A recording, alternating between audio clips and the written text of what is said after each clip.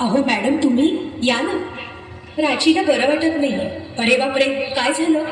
काळजीचं कारण नाही. प्राची पहिल्यांदाच शहाणी झाली. माझ्या परीने मी मार्गदर्शन केलंच आहे. आता तिला तुमच्या मायेची गरज आहे. येते मी. ताई, पोटात खूप दुखतंय. घाबरू नकोस. प्रत्येक बाईचं आयुष्य नव्याने सुरू होतं जेव्हा ती वयात येते. आणि तू आता वयात आलीस.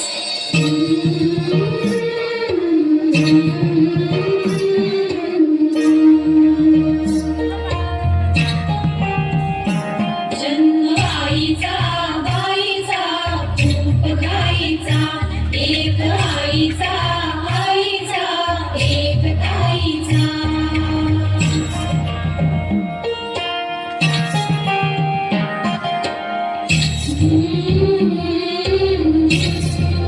पाठ दुखते. ताप आलाय. काय मी सांगू, काय मी झाले, तुला सखये नाहणी आले.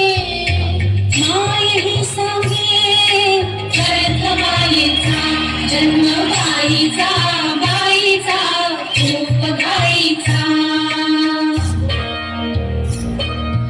मुलगी एकदा नाही तर 3 वेळा जन्म घेते. एकदा आईच्या पोटातून, एकदा ती आई होते तेव्हा. पण तिसरी आणि महत्वाची वेळ म्हणजे ती आई होण्यास सक्षम होते तेव्हा. काहुणी होती खेळ खेळाया, काहली मोठी चहरी काया. घमघमी सारा गंध जाईचा, जाणवे आता वेगळे काही, जाणवे आता वेगळे काही. रंगल्या साऱ्या या दिशा नाही, मास कोणाचा रोज रातीचा. हे एक सुंदर वरदान आहे जे फक्त स्त्रियांना मिळतं. आई बाबा, मी शाळेत पहिली आले. आई, कुठे आहेस तू? आज आपल्या प्राचीला पाहायला पाहुणे मंडळी येणार आहेत. जा, तयारीला लागा.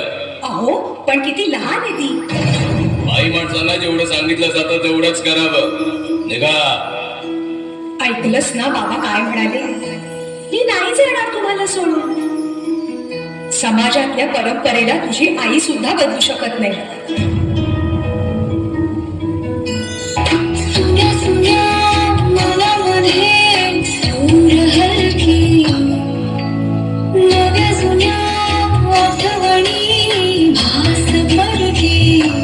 दारी सनईचे सूर गाते मनी दूर दूर चाले विरहाचा पुढे वारसा.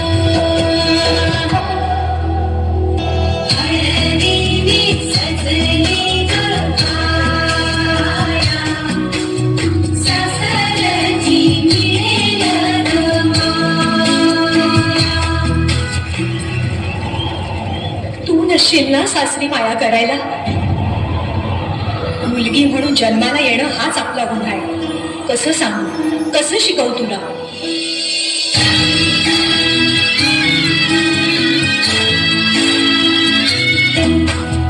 नवी नाती ओळखीची सारी, सपनाची दुनिया गण्यारी.